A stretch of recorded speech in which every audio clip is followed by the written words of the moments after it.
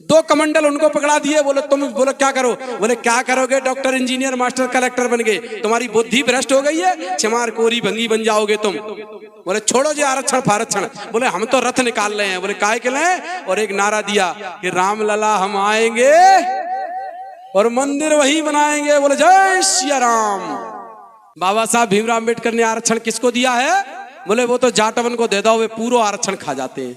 लोग ओबीसी कहते हैं, जिसको पिछड़ा वर्ग कहते हैं। बाबा साहब लिखते हैं कि जितनी उनकी संख्या है उनको उतना आरक्षण मिलना चाहिए। पहली कलम उन्होंने लिखी इस आरक्षण के लिए तो ओबीसी समाज के लिए लिखी, लेकिन आज तक ओबीसी समाज को किसी ने यह बात बताई नहीं बताई। फिर तो वो कहेंगे कि नेता जाट बन के कि जो अंबेडकर है, जो आरक्षण करके बघेल समाज के लोगों, गुर्जर समाज के लोगों, कुशवा समाज के लोगों, लोधी समाज के लोगों, तुम ठाकुर लोग हो, जो अंबेडकर तुमको चमार पूरी बनाए दे रहा हो, तुम जो आरक्षण को विरोध करो और आया कि तुम डॉक्टर इंजीनियर कलेक्टर बन के क्या करोगे, नीची जाति में चले जाओगे और फिर तुम अछूत हो जाओगे, तुम्हारा धर्म भ्रष्ट हो जाएगा।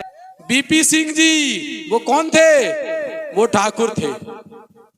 कांसीराम जी ने आंदोलन चलाया कि ओबीसी के लोग doctor engineer master collector commissioner बनने चाहिए, इनको आरक्षण मिलना चाहिए। तो उन्होंने कहा जो क्या कर दिया, ये तो नई बीमारी पैदा कर दी। बोले अम्बेडकर ने करी थी, अब बोले जो कांसीराम आ गया, बोले ये बनाए देता है पिछड़ा वर्ग के लोगों को डॉक्टर इंजीनियर मास्टर कलेक्टर। और हमारे बच्चे 90% कहाँ जाते हैं, उन्हीं कटोरा वाले स्कूलों में। 10 लोग भी अगर इनके डॉक्टर इंजीनियर बनते रहे तो हम इनको गुलाम नहीं बना पाएंगे, हम इस देश को हिंदू राष्ट्र नहीं बना पाएंगे, हम इस देश को इनसे नहीं छीन पाएंगे, इनके पुरखों का इतिहास नहीं मिटा पाएंगे। तो अब मैं अपनी बात शुरू करता हूं। आज आवश्यकता क्यों पड़ी हमको गांव-गांव जाने की, क्या जरूरत पड़ गई कि हम लोग गांव-गांव जा रहे हैं और गांव-गांव में जाकर मीटिंग लेकर अपने लोगों को समझा रहे हैं। उसके पीछे बहुत बड़ा कारण है। हमारे जो गुरु हैं, आजकल एक बहुत बड़ा विवाद चल रहा है कुशवा समाज में और बघेल समाज में। दोनों इस बात के लिए लड़ रहे हैं कि सम्राट अशोक हमारे हैं और वो कहते हैं सम्राट अशोक हमारे हैं। ये विवाद कोई विवाद ही नहीं है। मैं आप लोगों को बताना चाहता हूं, जब सम्राट अशोक थे तब ना कुशवा थे ना बघेल थे, सब हम इस देश के मूल निवासी थे, वो हम सबके पुरखे थे। तो इसलिए इस विवाद के चक्कर में ही नहीं पड़े। कुशवा समाज के लोग कहते हैं हमारे हैं तो आपके हैं, बघेल समाज के लोग कहते हैं हमारे हैं तो बिल्कुल आपके हैं। इसलिए ये दुश्मनों द्वारा फैलाया गया षड्यंत्र है, इसके शिकार मत हो जाना।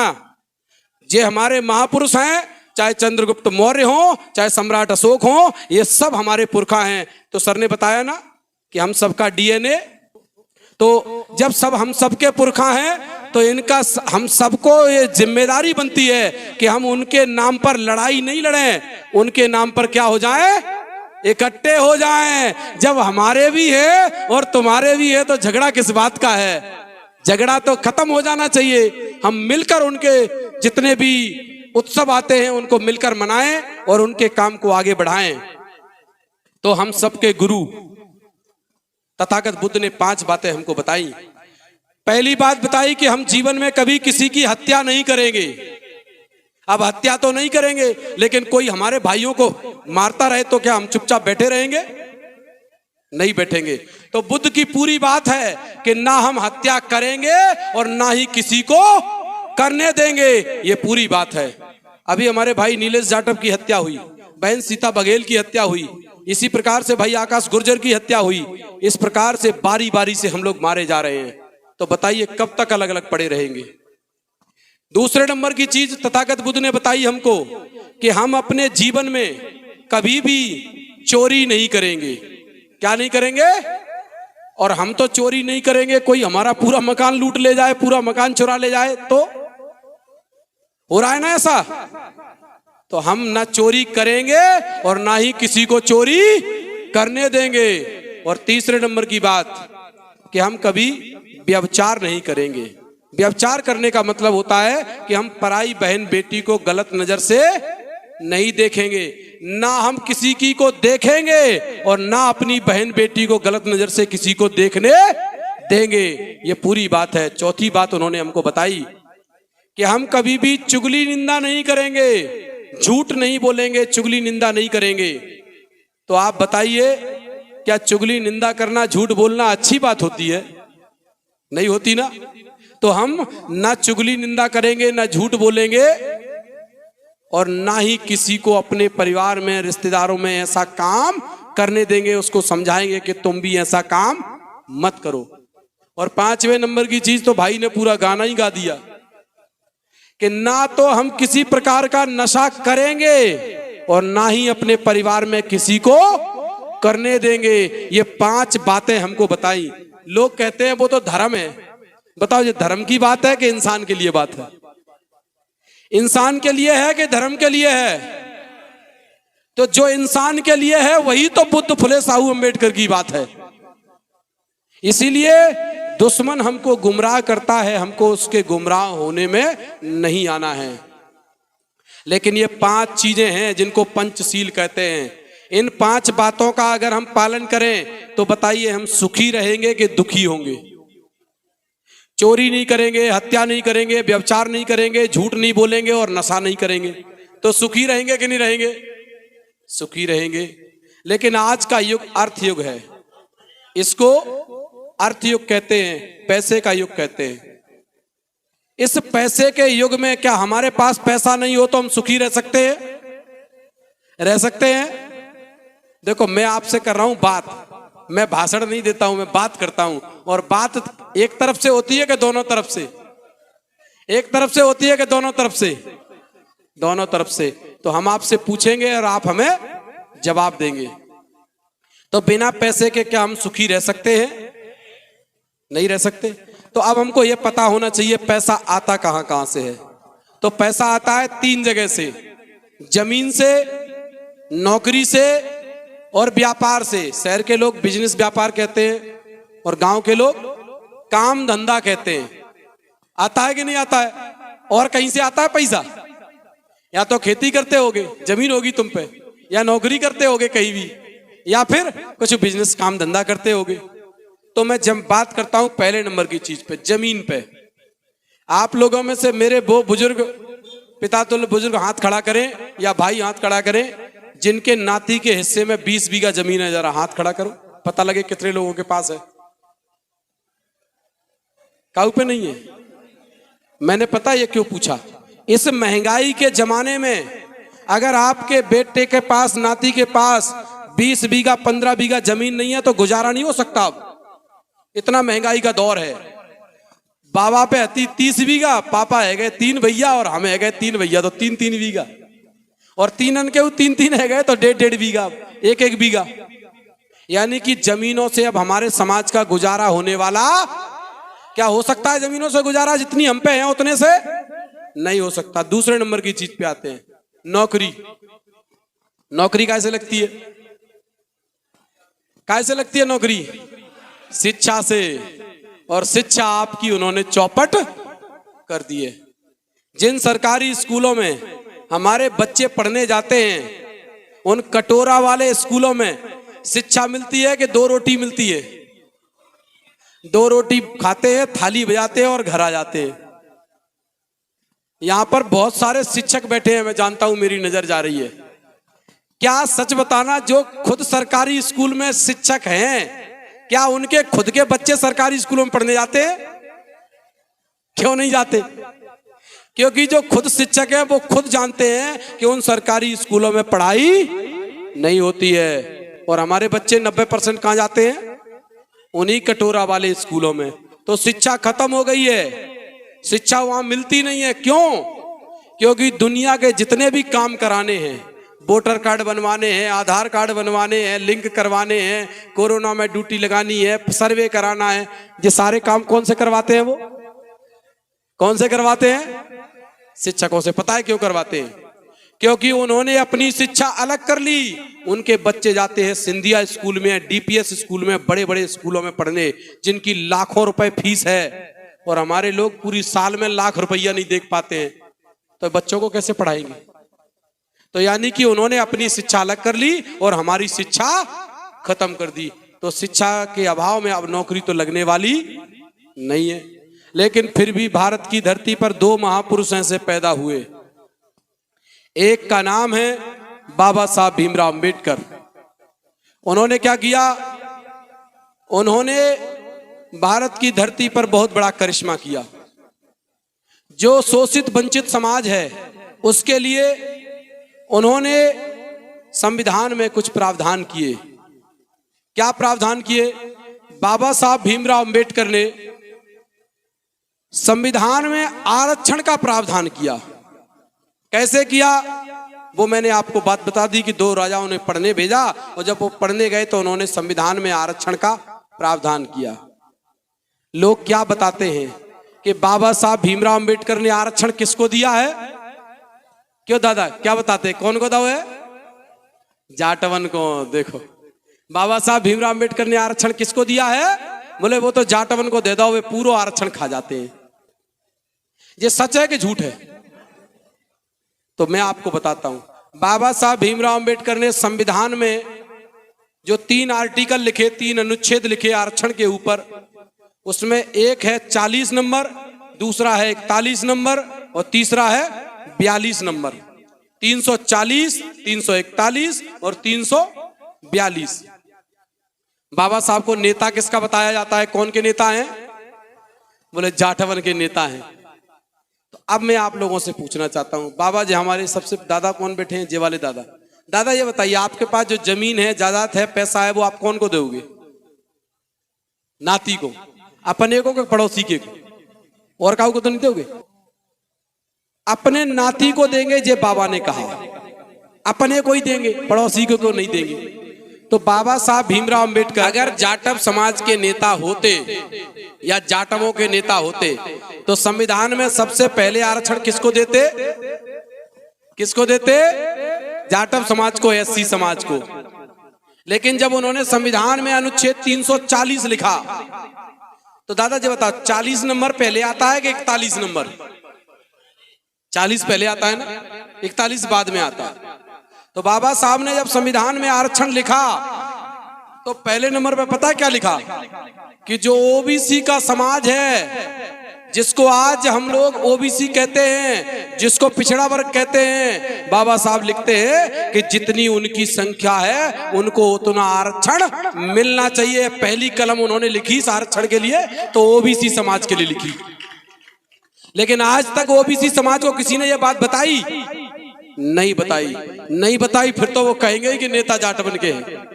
जिनको पता है वो जाते नहीं है। अगर गांव में जाएं, लोगों को बताएं कि जो आरक्षण की शुरुआत बाबा साहब सबसे पहले आरक्षण किसी को देना चाहते थे तो वो हमारे पिछड़ा वर्ग के भाइयों को देना चाहते थे। लेकिन देना चाहते थे, संविधान में लिखा भी, तो मिला क्यों नहीं? ना मिलने का बहुत बड़ा कारण है, उस समय जो ओबीसी के लीडर थे उन्होंने बाबा साहब का साथ नहीं दिया। उन्होंने साथ दिया पंडित जवाहरलाल नेहरू का और मोहनदास करमचंद्र गांधी का। उन्होंने समाज को भड़का दिया और क्या कहा कि जो अंबेडकर है, जो आरक्षण करके पघेल समाज के लोगों, गुर्जर समाज के लोगों, कुशवा समाज के लोगों, लोधी समाज के लोगों, तुम ठाकुर लोग हो, जी अंबेडकर तुमको चमारपुरी बनाए दे रहा हो, तुम जो आरक्षण को विरोध करो और आरक्षण के खिलाफ में पुतले जलाओ। तो मेरे जो ओबीसी समाज के भाई हैं वो बेचारे पढ़े लिखे नहीं थे, समझदार नहीं थे, उन्होंने आरक्षण का विरोध किया। और उस आरक्षण का अगर वो विरोध नहीं करते, उस आरक्षण में लिखा क्या था? उस आरक्षण में लिखा था कि देश में अगर हमारी 70% संख्या है ओबीसी समाज की तो 100 में से 70 कलेक्टर ओबीसी के बनेंगे, 100 में से 70 एसपी ओबीसी के बनेंगे, 100 में से 70 डॉक्टर ओबीसी के बनेंगे, 100 में से 70 इंजीनियर उनके बनेंगे, सेक्रेटरी उनके बनेंगे। लेकिन उन्होंने भड़का दिया और कह दिया तुम डॉक्टर, इंजीनियर, कलेक्टर बन के क्या करोगे? नीची जाति में चले जाओगे और फिर तुम अछूत हो जाओगे, तुम्हारा धर्म भ्रष्ट हो जाएगा। तो समय विरोध कर दिया, लेकिन विरोध होने के बाद भी बाबा साहब भीमराव अंबेडकर ने फिर भी संविधान में लिख दिया कि आज नहीं तो कल जब हमारे ओबीसी समाज के भाई जाग जाएं तब जितनी इनकी संख्या है उतना आरक्षण इनको दिया जाना चाहिए। इतना विरोध होने के बाद भी लिख दिया। क्यों लिखा? क्योंकि बाबा साहब को याद था कि मेरी पढ़ाई के लिए पैसा किसने दिया है? किसने दिया है? वो दो राजाओं ने, एक राजा बघेल समाज के और दूसरे राजा कुर्मी समाज के, पटेल समाज के, जिस पटेल समाज के लोग भी हमारे साथ बैठे हुए हैं। अगर ये दो राजा ना होते तो बाबा साहब भीमराव अंबेडकर पढ़ाई लिखाई नहीं कर पाते। जब पढ़ लिख नहीं पाते तो संविधान भी नहीं बना पाते। तो बाबा साहब ने अपना कर्ज चुकाने का प्रयास किया, लेकिन वो कर्ज नहीं चुका पाए। अब बाबा साहब की असली संतान कौन था? बाबा साहब का दूसरा नाम, सब लोग बोलेंगे बाबा साहब का दूसरा नाम, कांसी राम जी बाबा साहब के बेटे बनकर आए। तो बाप के ऊपर कर्ज हो तो लायक बेटे की जिम्मेदारी क्या होती है कि वो अपने बाप का कर्ज चुकाए।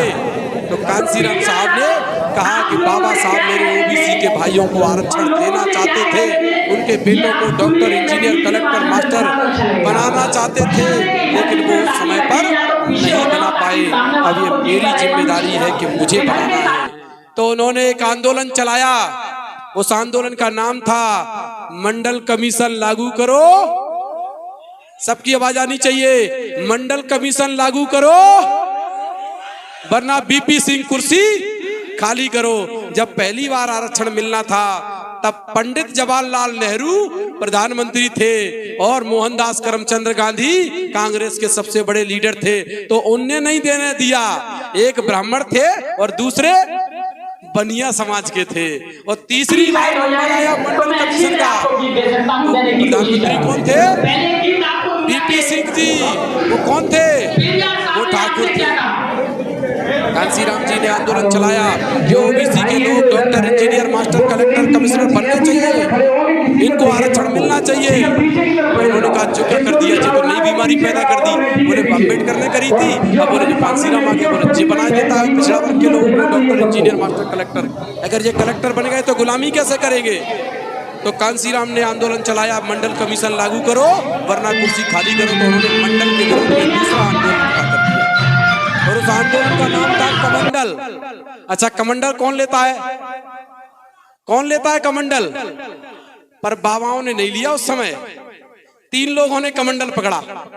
लाल कृष्ण आडवाणी बाबा है क्या? 2 हमारे लोग, हमारे समाज के लोगों को, ओबीसी समाज के लोगों को पकड़ा दिया। एक बहन उमा भारती जी को और दूसरा कल्याण सिंह लोधी जी को।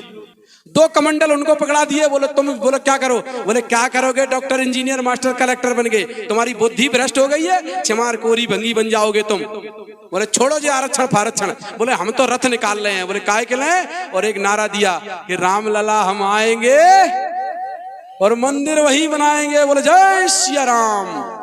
और हमारा पूरा समाज जिसको जाना चाहिए था कहां पर? मंडल कमीशन के आंदोलन में, जिससे हमारे बेटे doctor, engineer, master, collector, commissioner बनते, वो कहां चले गए? सबके सब वो रामलला का मंदिर बनाने चले गए। लेकिन फिर भी भारत की धरती पर कुछ महापुरुष थे जिन्होंने साथ दिया।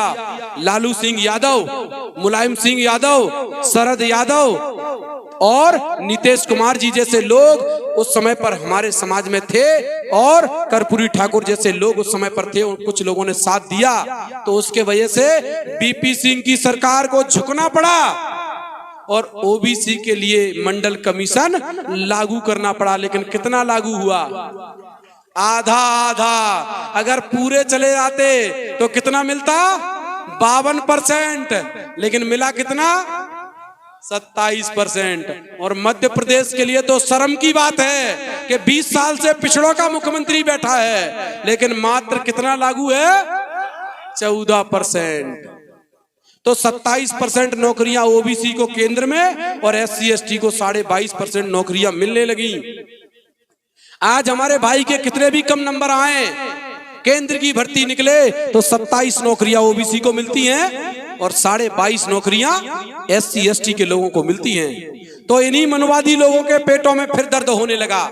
क्या दर्द होने लगा? कि अगर इनके बेटे 50 लोग भी अगर इनके डॉक्टर, इंजीनियर बनते रहे तो हम इनको गुलाम नहीं बना पाएंगे, हम इस देश को हिंदू राष्ट्र नहीं बना पाएंगे, हम इस देश को इनसे नहीं छीन पाएंगे, इनके पुरखों का इतिहास नहीं मिटा पाएंगे।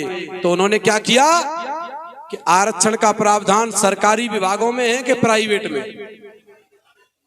तो उन्होंने कहा जितने भी सरकारी विभाग हैं, संविधान है तब तक आरक्षण खत्म नहीं कर सकते हैं। तो उन्होंने कहा हम ऐसा काम कर देते हैं कि संविधान के होते हुए भी पूरा आरक्षण खत्म हो जाए। तो जितने भी सरकारी विभाग हैं वो सारे विभाग बेच दो, प्राइवेट कर दो, और प्राइवेट में कोई आरक्षण नहीं होता।